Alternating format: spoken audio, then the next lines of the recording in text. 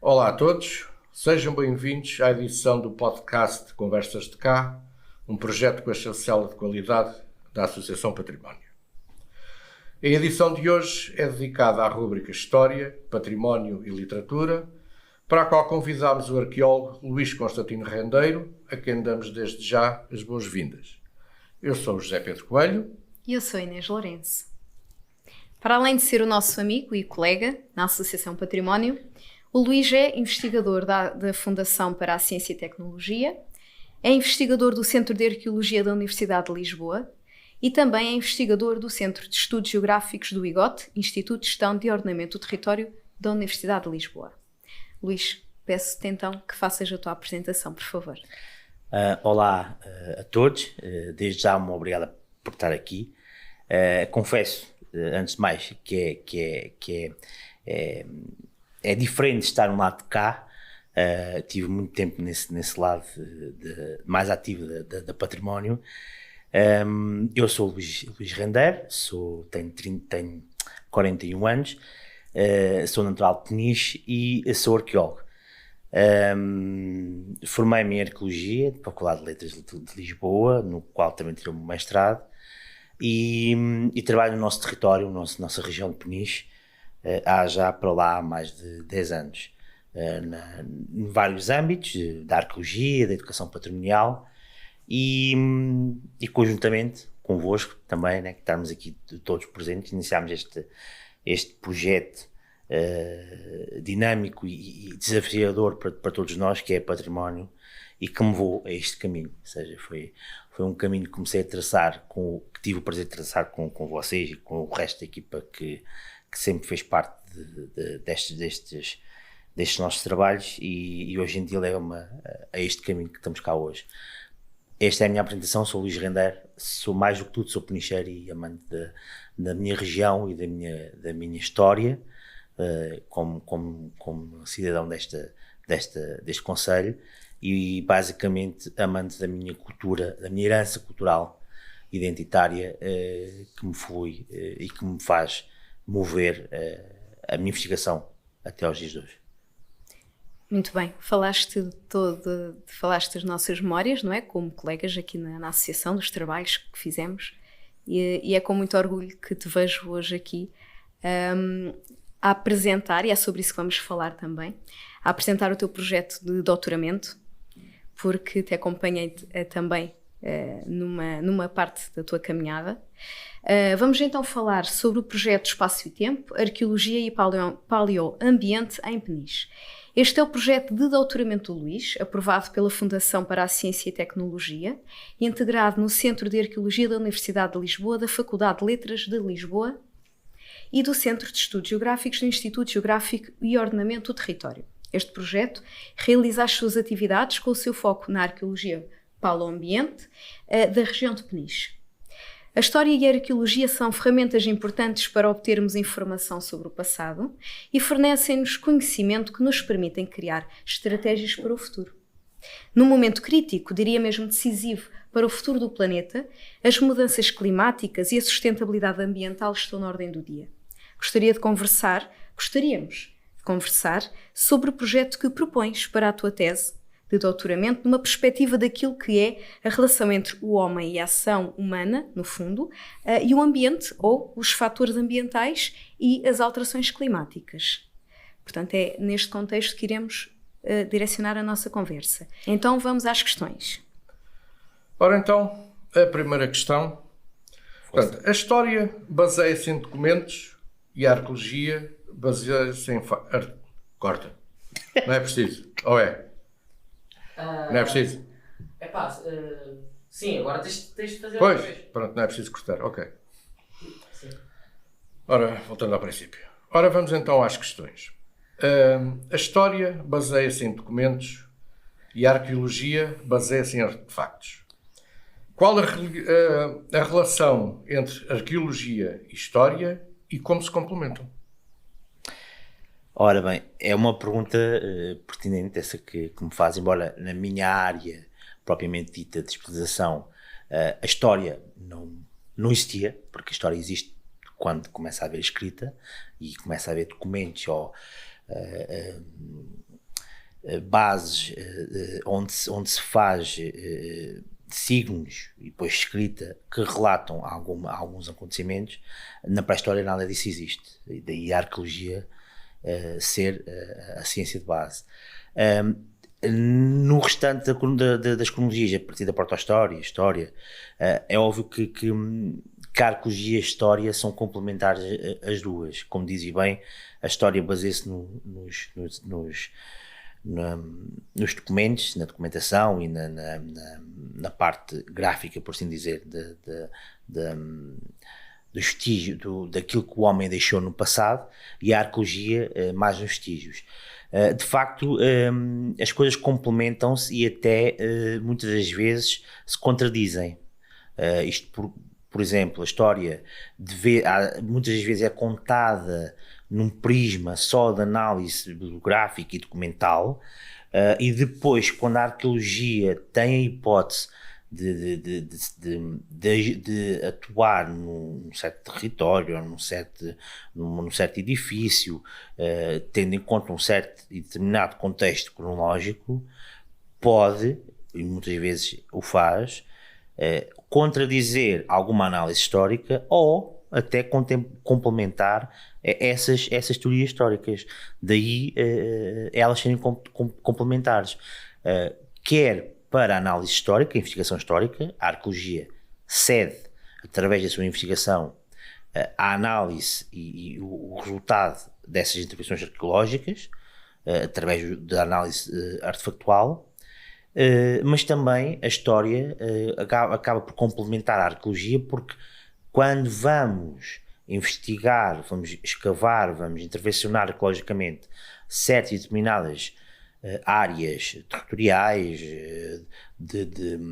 geográficas, da malha urbana ou não só, e que haja levantamento histórico, grande parte existe, é de lei, nós arqueólogos fazemos um levantamento bibliográfico, e esse levantamento bibliográfico passa, claro, pelo levantamento das investigações históricas que existem publicadas acerca de uma rua, de uma casa, de um edifício, de uma região, e só depois dessa análise é que nós partimos para a investigação arqueológica, e nunca ao contrário. E daí é uma complementaridade que acabarão mais à frente de constituir um conjunto de análise mais complexa, mais complementar da investigação histórica arqueológica, e daí darem sempre com as mãos dadas. Às vezes parecemos que andamos de costas viradas, mas não, porque uma precisa da outra, e agora muito mais intensamente, porque a investigação avança a passos largos, quer a investigação histórica, quer a arqueológica, e toda a nossa vivência cotidiana, como eu vos disse, não é na minha área são vivências que já não existem, que temos que puxar um bocadinho temos que ir por outras vias para perceber, mas as vivências cotidianas que nós temos hoje em dia, da malha urbana, da investigação histórica atual, do mundo atual, e a arqueologia urbana, ou de cidade, a história está lá, como a arqueologia está para a história, porque nós vamos ver uma rua aqui em Peniche, num certo determinado sítio, nós sabemos para a traça arquitetónica que é do século XVII ou século XVIII, nós sabemos que existem levantamentos históricos, coisas publicadas nessa época, então temos que ler, temos que ver o que existe, e depois partimos para as intervenções arqueológicas, e depois o fruto dessas investigações arqueológicas complementam sempre, quase sempre, as investigações históricas, e é outras investigações que irão existir no futuro, já com esse complemento. Por isso de facto são duas coisas que são complementares, e mais do que complementares, são intrínsecas uma à outra, porque excepto algumas algumas especializações arqueológicas, neste caso a pré-história, não necessitam tanto de investigação histórica, mas mesmo porém, não podemos esquecer que, por exemplo, há sítios pré-históricos que já começaram a serem intervencionados no século XIX. Por exemplo, nós temos um exemplo disto que é a Forninha. Então, quando eu vou investigar sobre a Forninha, ou se eu quisesse intervencionar na Forninha, tinha, por exemplo, ver os registros de escavação do Neira Delgado, né? Que já são documentos históricos, por exemplo. E mesmo as exceções dentro da arqueologia, às vezes, elas próprias têm exceções em que têm que ir buscar a investigação histórica, os documentos históricos, porque tudo o que tem mais de 100 anos são documentos históricos. Esses relatórios, esses desenhos, isso tudo fazem parte dessa investigação que tem sido feita. Por isso, mais do que complementares, são intrínsecas uma à outra. Continuamos então com as questões, Luís. Obrigada pela tua resposta.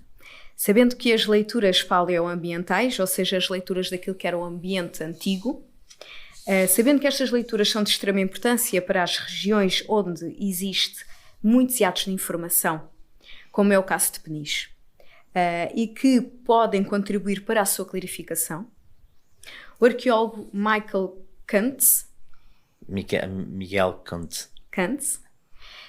portanto, este arqueólogo considera de extrema importância para o estudo das antigas sociedades camponesas o projeto que propões para a tua tese de doutoramento.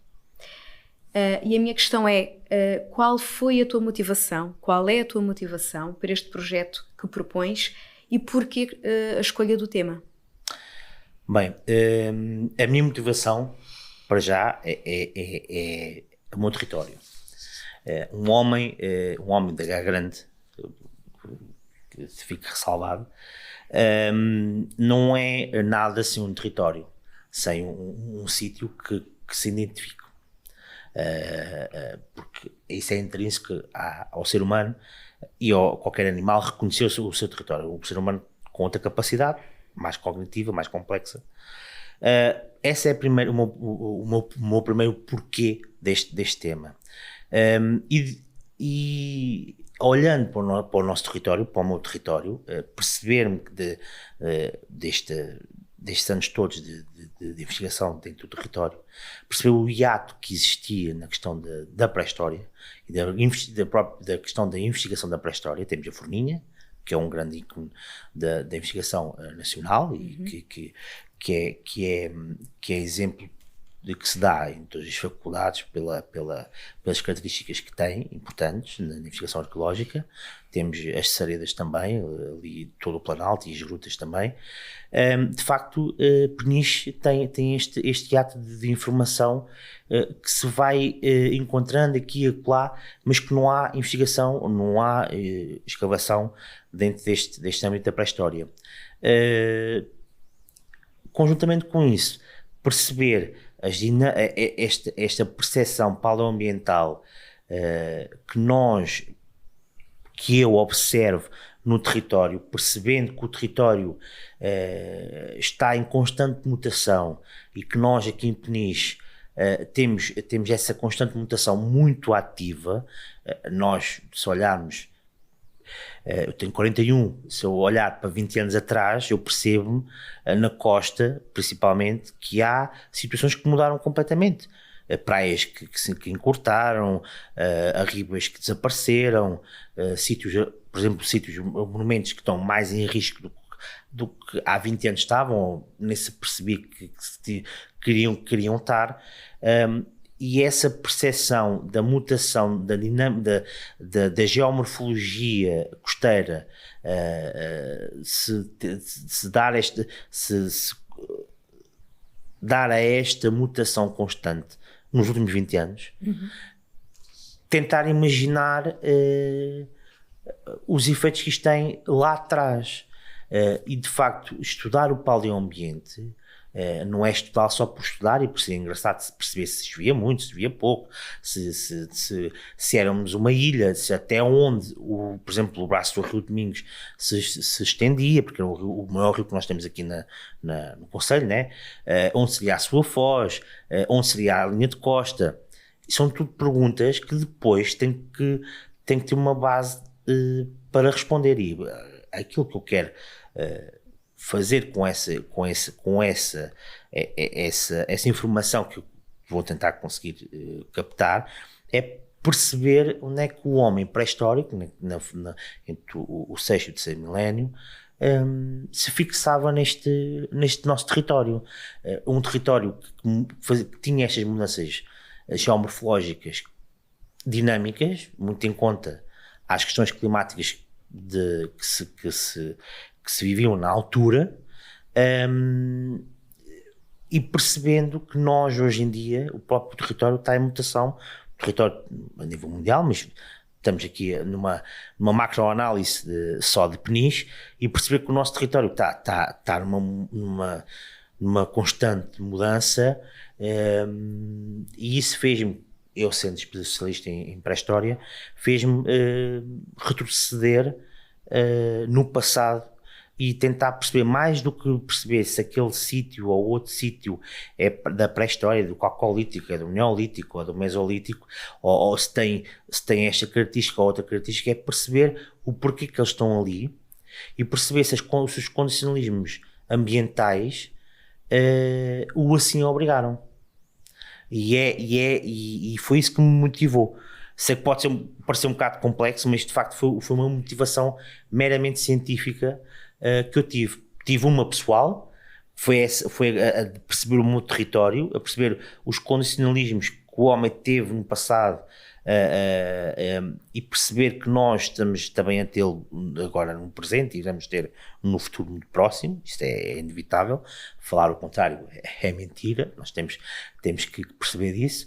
E depois essa questão meramente científica de aguçar a minha curiosidade de perceber até que ponto os condicionalismos ambientais restringiram o povoamento destas antigas civilizações. Isso leva-nos à próxima questão. No teu projeto pretendes estudar então as estratégias de ocupação antrópica, portanto as estratégias de ocupação humana no nosso território, entre o sexto e o terceiro milénio antes da nossa era, e de que forma a arqueologia e de que forma este teu projeto em particular podem contribuir para o conhecimento da paisagem e para o ambiente local e regional. Pronto, é isso. É no sentido que eu tinha falado, é no sentido de para já perceber estas dinâmicas geomorfológicas, percebendo que grandes areias, por exemplo, grandes areias que nós temos aqui na nossa costa são holocénicas, que começaram-se a constituir nessa altura, sabendo que grande parte da linha de costa é areias holocénicas, percebemos que a linha de costa naquela altura era bem diferente do que nós temos agora. O rio de São Domingos, por exemplo, era bem diferente do que nós temos agora.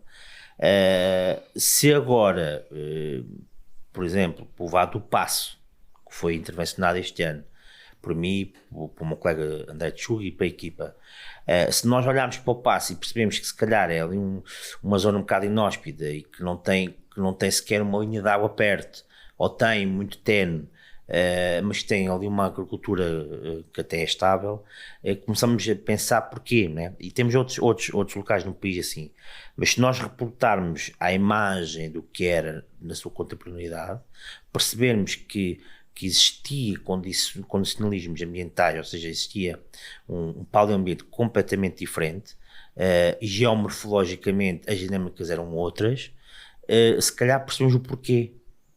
E percebemos e identificamos o porquê daquelas estratégicas de povoamento estarem implantadas como estão, e perceber que também isto por uma estratégia de investigação, perceber quais os sítios eram estáveis contemporaneamente para eles ocuparem e quais é que estavam em constante mutação. Nós hoje, por exemplo, temos a foz do Rio São Domingos, ali perto da praia dos Pertugos, né? Mas naquela altura certamente não era ali, não é? E não é que seria, ou seja, e isso era estável para eles fazerem ali algum tipo de povoamento. Se calhar não, ou se calhar sim, conforme também as cronologias, né? Porque conforme as cronologias há várias estratégias de ocupação, porque uma estratégia de ocupação é basicamente uma necessidade que uma comunidade tem em prol do seu estabelecimento, né? E esta questão de estudar o paleoambiente e da arqueologia ajudar a perceber o território é fundamental. E nem terá que ser, nem podia ser de outra maneira, porque se a arqueologia, aquilo que consegue mais no imediato perceber é através da escavação arqueológica, não dá-nos as bases para depois daí partir para outra investigação, como a recolha de sedimentos, a análise de paleoambientais, a questão das adações de carbono e outras.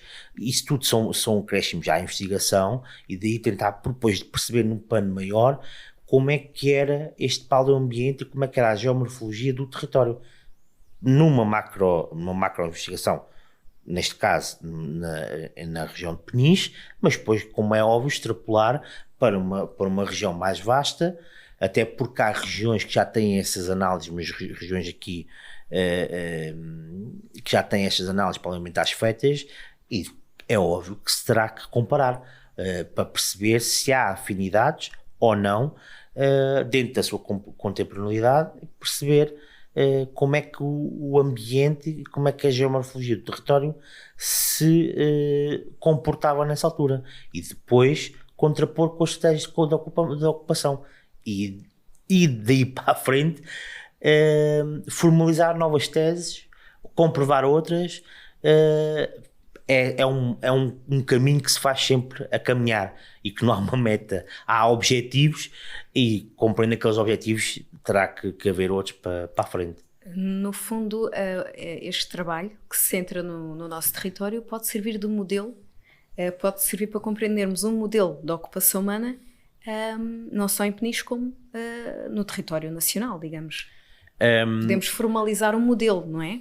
Podemos sempre formalizar um modelo para a nossa região de Peniche e comparar com outras regiões que já têm modelos feitos, e comparar se há assimetrias, se há igualdades, se são diferentes, e se são diferentes porque por esses condicionalismos ambientais ou por outros.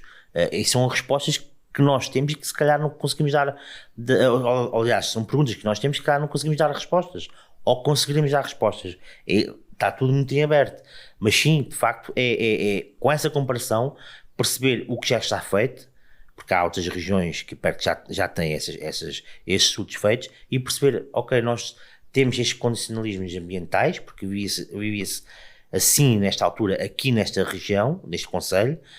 Vamos fazer o nosso modelo de implantação de povoamentos, perceber como é que ele agia, e comparar com outros, e depois perceber se eram iguais e porque é que eram iguais, se eram diferentes e porque é que eram diferentes. E acho que é nesse conjunto que Peniche, e com este estudo, pode trazer e dar o contributo para o panorama nacional nesta cronologia pré-histórica, não é? Sim. Muito bem. José? Então, e qual o mais antigo artefato descoberto da região de Peniche e qual o seu impacto na história local? Olha, boa pergunta. Sabe, eu durante alguns anos dei aulas na escola de educação patrimonial, e os miúdos perguntavam-me sempre essa pergunta. E não é um objeto, é um conjunto de objetos. E nesse conjunto de objetos entra certamente os artefactos do Pleistoceno da Forninha. São coisas que com uma cronologia muito mais avançada, com um paleoambiente completamente diferente do nosso, a chamada Idade do Gelo, né? Que tínhamos uma fauna completamente diferente. E esses sim são um conjunto mais antigo aqui na nossa região. O mais antigo encontrado por mim, que eu tive nas minhas mãos e que é aqui do concelho, são dois bifaces que eu encontrei em prospeção, através da carta arqueológica, patrocinada aqui para o nosso património, em que eu e o nosso colega Adriano Constantino estivemos envolvidos, e foi num passeio que nós dois estávamos a dar de ir para a zona de Ferrel, e que ele muito chateado porque não tínhamos encontrado quase nada, disse: pá, nós devemos era encontrar como o Zibizeski, que foi um grande não era arqueólogo, mas fazia grande arqueologia em Portugal na primeira metade do século XX, e disse: nós devemos era encontrar um biface como o Zibizeski encontrou aqui nesta zona. E de facto, quando olha para o pé dele, ele estava a pensar um biface. Encontrámos um biface nesse dia, passado meia hora encontrámos outro. É das peças mais antigas que já me passaram para a mão na região de Peniche. É óbvio, pronto, é sempre emocionante quando nós agarramos um pedaço de história neste caso pré-história, e temos na nossa mão e é no nosso território, e fica logo comprovado. Tirei logo foto para mostrar ao meu professor. O professor confirmou logo que aquilo era um biface, e pronto, é das peças mais antigas. É emocionante. Qualquer peça arqueológica para um arqueólogo é sempre emocionante mesmo. Este tipo de peças são de facto algo assim especial. Centrando-nos novamente no projeto, sabendo que a arqueologia se reveste de grande importância para o estudo dos indicadores ambientais, porque nos fornece informação sobre a sazonalidade na ocupação humana, sobre as práticas de subsistência e outros indícios da vivência destas antigas comunidades na nossa região, pergunto quais são os principais objetivos deste projeto, Luís? Olha, os principais objetivos deste projeto é perceber essas questões paleoambientais, perceber, para já, perceber o contexto que nós temos aqui, ou seja, o contexto em questão arqueológica. Foram dados 2 sítios já identificados, um já identificado nos anos 80, outro identificado por mim na Carta Arqueológica, e que tem as suas cronologias basiladas entre o 6º e o 3º milénio, que é a cronologia que este projeto está a estudar nessa região. E um dos objetivos era perceber se quer um, se quer outro, estão embutidos numa cronologia mais antiga, e o outro mais próximo do 6º, e o outro mais próximo do 3º. E se um ou outro, ou se os dois encaixam-se dentro dessa cronologia. Porquê? Porque nunca foram escavados, foram identificados, foram recolhidos materiais próximos dessas cronologias, e a dúvida sempre persistiu. Um já persiste há 30 anos, né? O outro é mais recente. Um deles foi intervencionado este ano, pronto, e daí grande parte da resposta da pergunta já foi respondida. Nessas dúvidas que nós tínhamos. O outro irá ser neste tempo que falta do resto do projeto, e com esses case study, né, com esses casos de estudo, temos então em primeira parte 2 pontos para analisar, para extrair, lá está, material necessário para as análises paleoambientais, para os carbono 14, ou seja, para estas análises todas, que depois vão engrossar a investigação e dar-nos a resposta de fundo, que é a questão paleoambiental e a questão paleogeográfica do território. Perceber como é que se comportava na contemporaneidade desses sítios estas 2 questões, paleogeografia e paleoambiente do nosso território.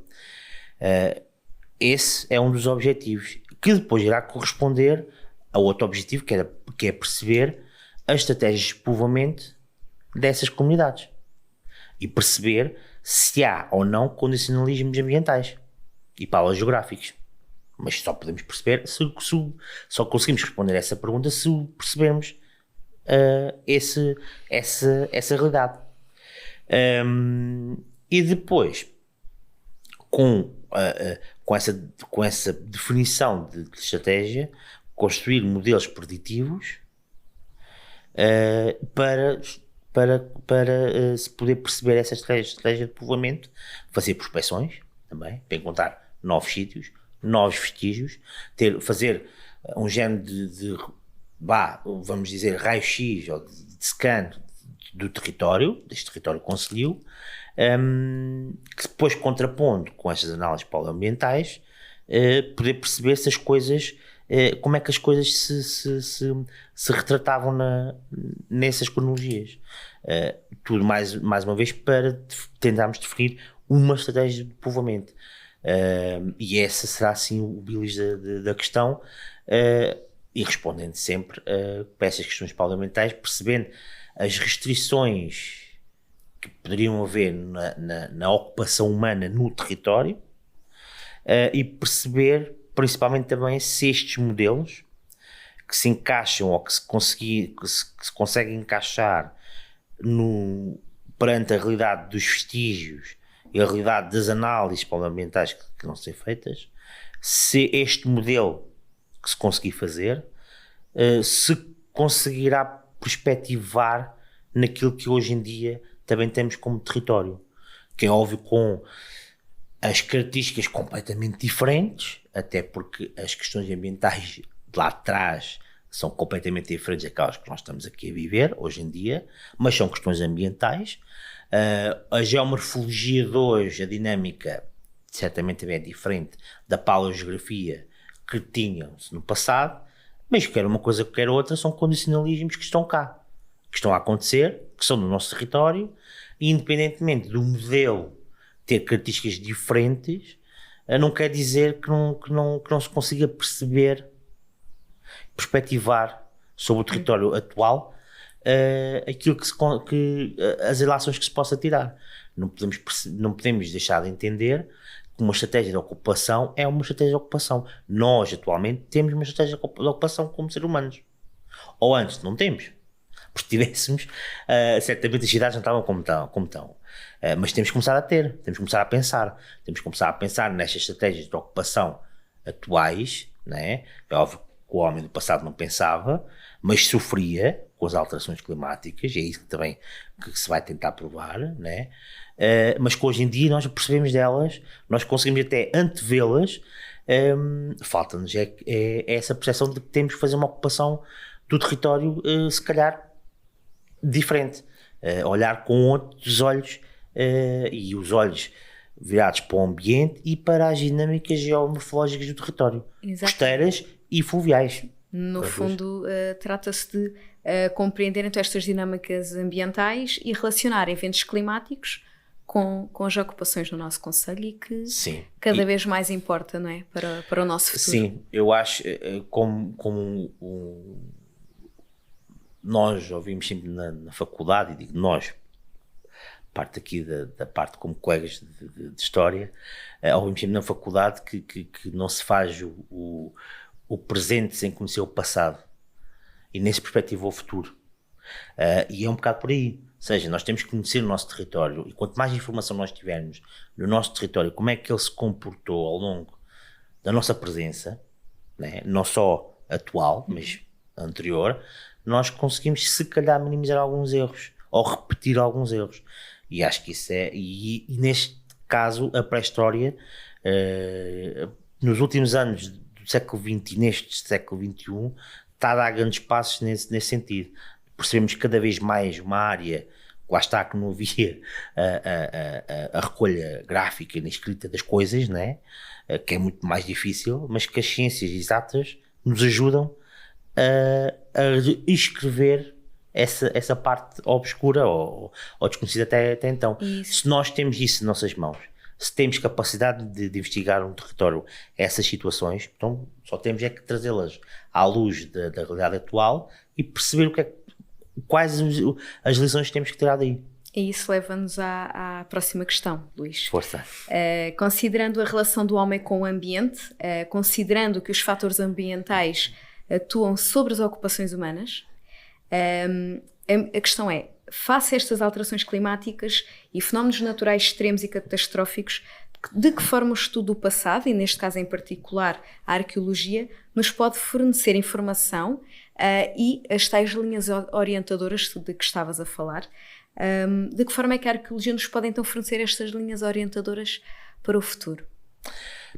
Pronto, basicamente aquilo que eu tinha respondido, ou seja, se nós se estamos cá, se investigamos sobre o território, se temos utensílios e investigação paralela que nos pode permitir, que nos dá acesso à informação e que temos que conjugar essa informação para obter respostas, e as respostas vão muito de encontro à questão paleoambiental e paleogeográfica e como é que ela condicionou ou não as ocupações humanas, só temos que transpô-la para a realidade atual, como tinha dito. Ou seja, a arqueologia tem e deve, e não podemos esquecer que isto é uma investigação paga por olhares públicos, tem o dever de dar à comunidade aquilo que se extrai desta investigação, e aquilo que se extrai da investigação é estes modelos preditivos e esse modelo que se pode construir.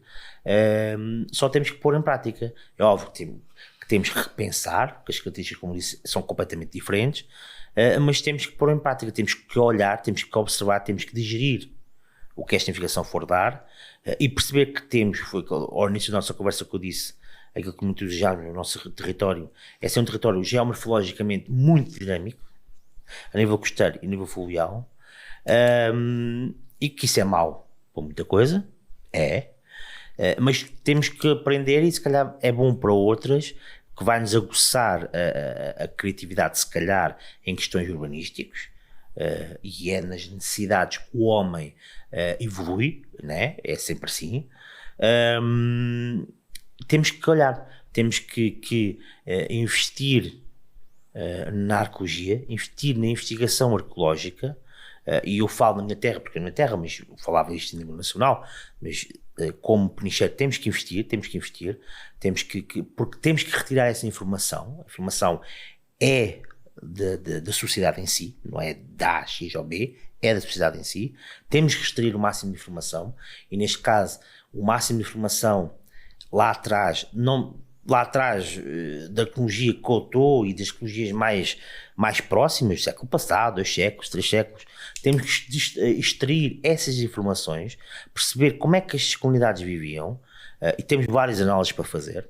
Por exemplo, temos análises da ictofauna de coisas de há 200 ou 300 anos, que se calhar era importante perceber, a ictofauna já agora são espinhas de peixe, né? Perceber qual é as espécies que havia, né? Quais eram as espécies que eram consumidas e porquê. Se calhar eram diferentes hoje em dia. E isso tudo tem a ver com a questão climática, porque as espécies migram ou não, né? Consoante as temperaturas da água e do ambiente e por aí fora. Ou seja, isso tudo tem a ver, isso tudo é para o ambiente, isso tudo tem que estar num conjunto de estudo.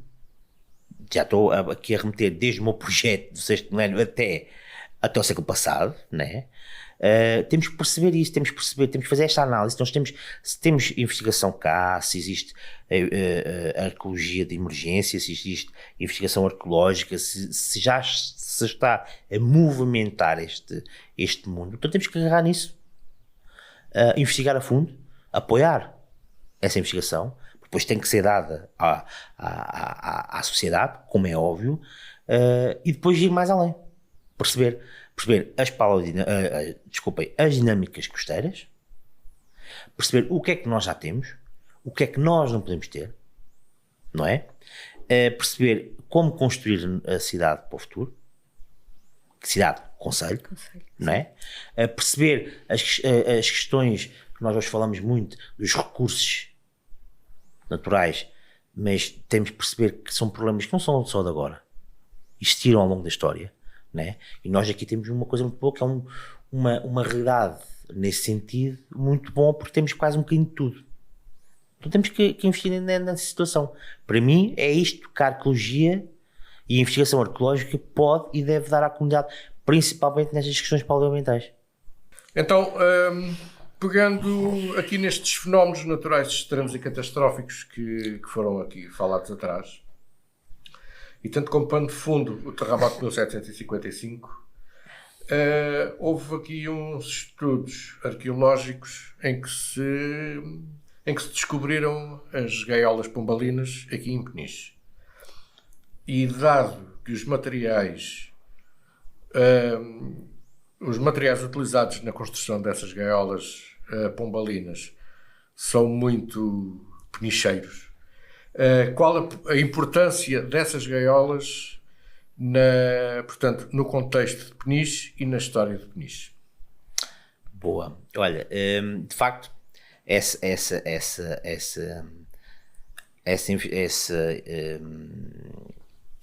na investigação, o que eu queria dizer, essa intervenção arqueológica foi de facto, teve muitos frutos, sei qual é que estás a falar, sempre estive diretamente ligado, teve muitos frutos, entre as quais a gaiola pombalina. De facto, segundo a informação que eu tenho até agora, foi das primeiras gaiolas pombalinas a serem identificadas na cidade.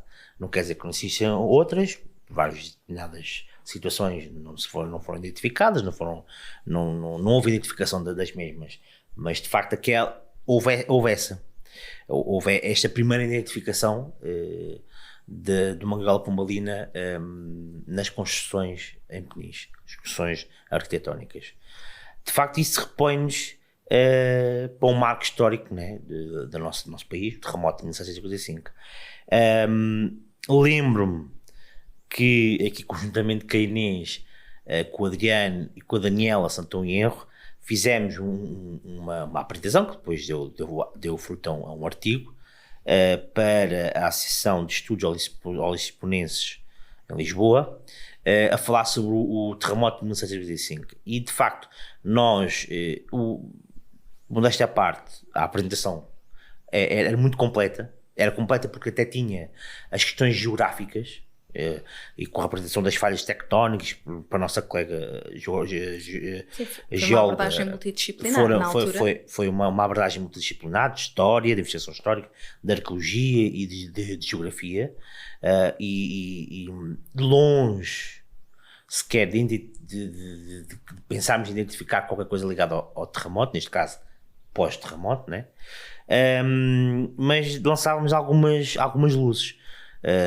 Lançámos as luzes da quantidade de mortes que houve, que ainda houve alguns, de estragos que houve, segundo, não estou em erro, mas podem ver no site da Património, está lá, agora passa a publicidade, está lá a biografia, grande parte da biografia que nós já escrevemos sobre Peniche, e está lá esse artigo. Dos estragos que houve nas zonas mais rurais, acho que em Geraldes, não sei se na Bufarda, se não estou em erro, mas sei que houve alguns estragos a nível de estruturas e de mortes, né, como é óbvio, e isso já relançou. Eu lembro na altura que os nossos colegas de lá, né, ficaram surpreendidos pelas novidades que nós fomos trazendo naquela apresentação. Foi um sismo brutal, com uma dimensão enorme. Sentiu-se quase de norte a sul do país e até para a Espanha também, com a magnitude que hoje em dia estipula-se, não se sabe bem ao certo, mas dos 9, acho eu, que é aquilo que eles 9 ponto qualquer coisa. E de facto, nós sabíamos que Peniche, infelizmente, teve uma ação, não teve ação porque não foi a cidade que o quis, mas teve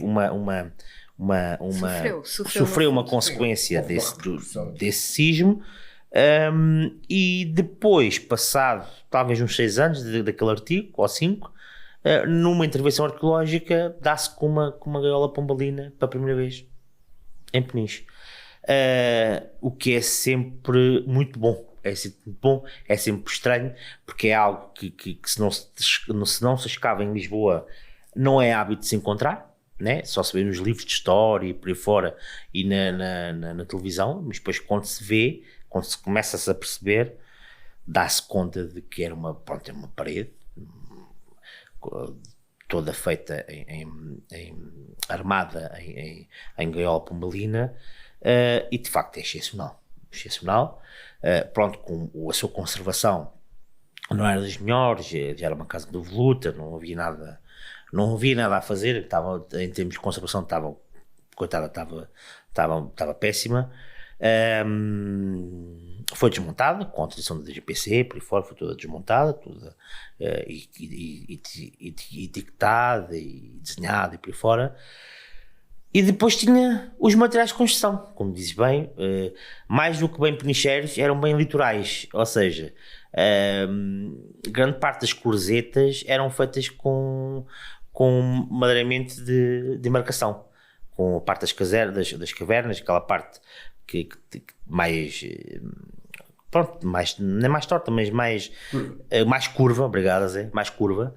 E então, quando começou-se a descascar e percebeu-se ali aquela visualização magnífica daquelas cruzetas, viu-se que as cruzetas tinham um feitio diferente, eram cruzadas e tinham os entalhes de encaixe, o que é normal para zonas litorais, é aproveitar o madeiramento. O madeira não era assim tão...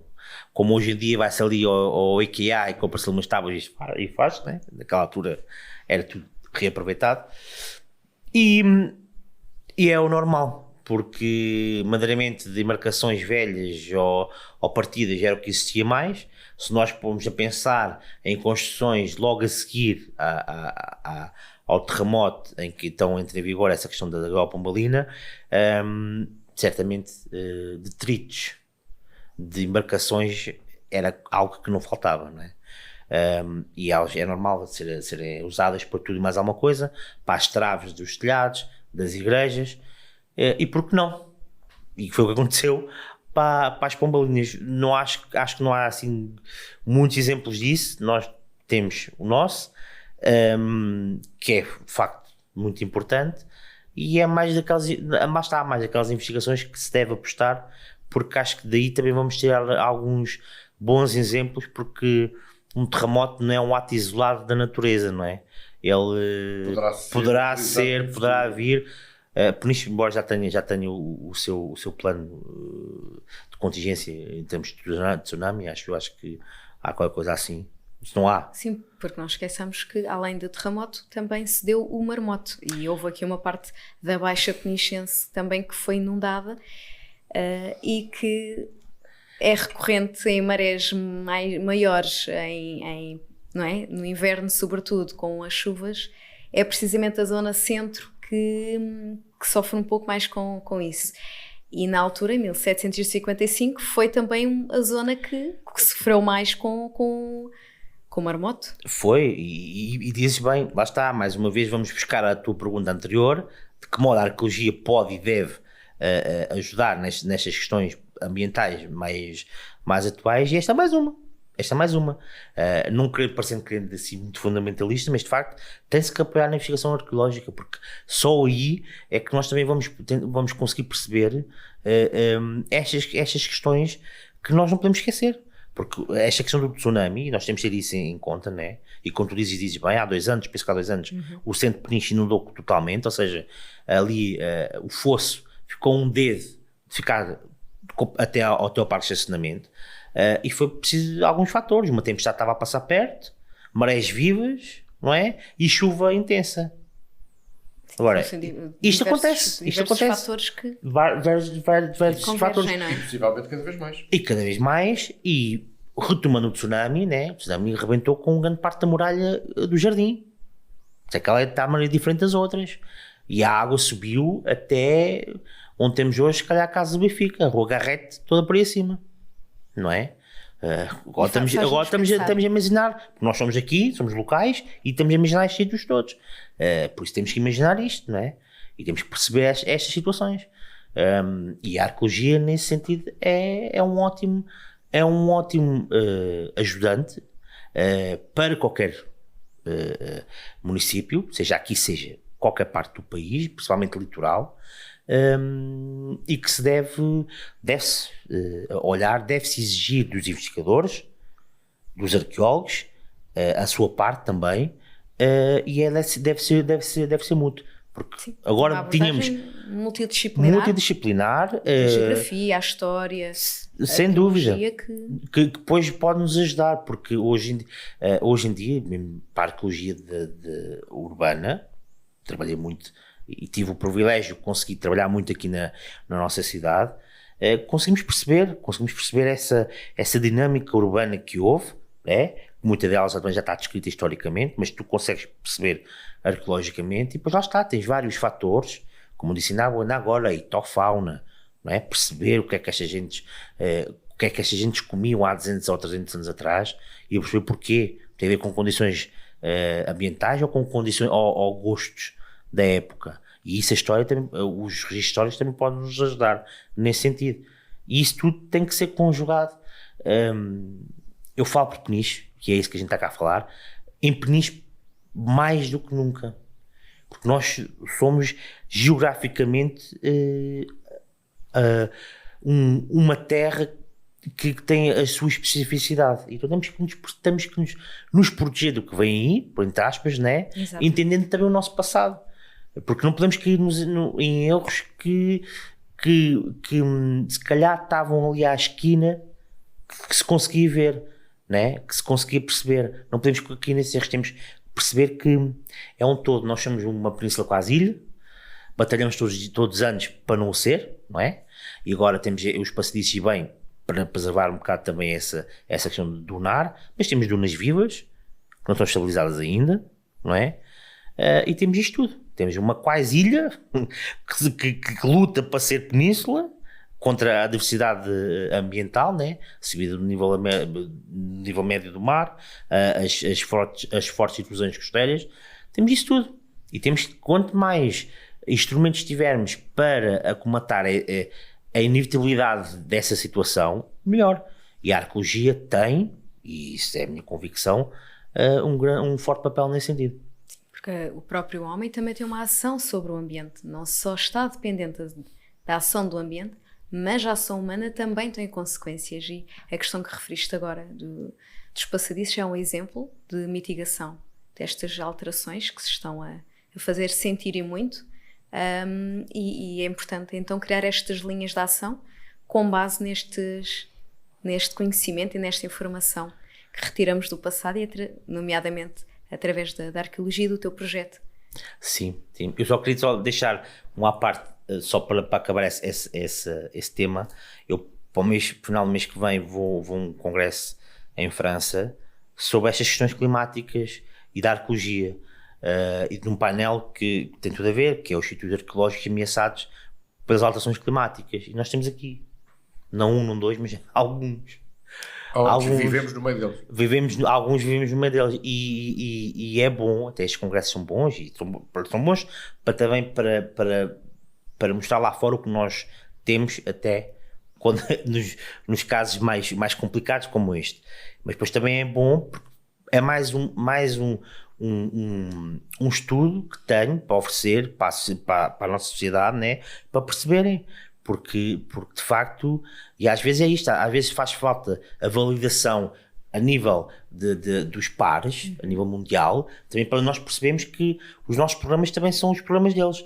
E se eles funcionam daquela maneira, se calhar também temos que fazer a mesma coisa, porque nós temos que olhar para isso nesse sentido, e o futuro passa por aí. Por isso é mais uma questão, dentro daquelas questões que tu perguntaste, em que a arqueologia tem o dever de incutir mais informação na sociedade e fazer com que as instituições a que direito terem de agir nesse sentido. E consciencializar também, sempre, consciencializar a comunidade. Sempre. Exatamente. Isso é Pedro? Então, vamos à última pergunta, que é aquela que é transversal a todos os nossos convidados. Se tivesse a oportunidade de concretizar alguma iniciativa ou projeto em Peniche, sem qualquer tipo de limitação, qual seria? Ui, essa pergunta é complicada, Pedro, principalmente para quem teve durante muitos anos à frente de uma associação como a Património. O projeto já era algo que nunca faltou, e mesmo um bocado afastado também na falta. Eram tantos, eram muitos, acho que nem 3 milhões chegavam para tanta coisa, mas há uma que me aguçava sempre, e que teve sempre o apetite, e teve sempre latente, até quando agarrei a Património, há 6 a 7 anos atrás, que era a constituição de um núcleo de investigação, passasse por um campo arqueológico ou por outra coisa parecida, mas é um núcleo de investigação arqueológica na nossa cidade, que engloba a subaquática, que engloba estas questões paleoambientais, desde a pré-história até a atual. Era um núcleo de investigação arqueológica. Acho que para aquilo tudo que eu disse, não sei se foi explícito o suficiente, acho que fazia todo o sentido, até porque nós temos o dever de preservar aquilo que nos foi deixado até agora, mas também temos o dever também de divulgar. E uma cidade como esta, com um património tão vasto a nível natural e tão vasto a nível patrimonial, acho que merece um núcleo de investigação aqui, que se pode chamar um campo arqueológico, que seja, com vários temas de investigação, mas acho que esse será daqueles sonhos que a gente vai tendo e não percebemos que há muita dificuldade em fazê-lo, mas pronto, não havendo restrições, como foi a tua pergunta, nem financeiras, nem de outro tipo, mas sim, acho que era por aí. Acho que esse seria um... Nem faltará matéria, porque o nosso território, o nosso concelho tem cronologia, matéria para estar de todas as cronologias, não é? Por isso e mesmo. Temos também, com muito orgulho, em matéria de luta ambiental, e eu que sou de Ferrel, com todo o orgulho, Ora bem, temos também, quer dizer, já temos tanta coisa, temos também a primeira grande movimento popular da luta contra a nuclear, não é? E portanto, matéria não nos faltará. Agora a falta de restrições, como o Zé estava a dizer, que era sem restrições de dinheiro e de outro tipo, e por isso é que eu acho que o núcleo de investigação aqui era o essencial e podia-se fazer muita coisa, mas era muita coisa mesmo, com dinâmicas com as faculdades nacionais, internacionais, seja o que for. Esta cidade tinha tanto a ganhar. Era por aí. E todo o concelho também. E claro, a cidade, desculpem, o resto, todo o concelho, todo o território e toda a zona, toda a região, com certeza. E pronto, e assim terminamos por aqui a nossa conversa. Obrigada, Luís. Nada. Muitas felicidades. Obrigado. E queremos muito conhecer os resultados deste projeto e os resultados desta investigação. Claro, eu é que agradeço aos dois e foi bom estar aqui à conversa. Nós tínhamos muito para conversar ainda. Sempre, não é? É sempre, as nossas conversas são sempre horas e horas e é sempre bom. E é bom estar aqui no podcast da Património e espero que tenham gostado e obrigada pela oportunidade. Sim, obrigada. E até uma próxima oportunidade. E até uma próxima oportunidade.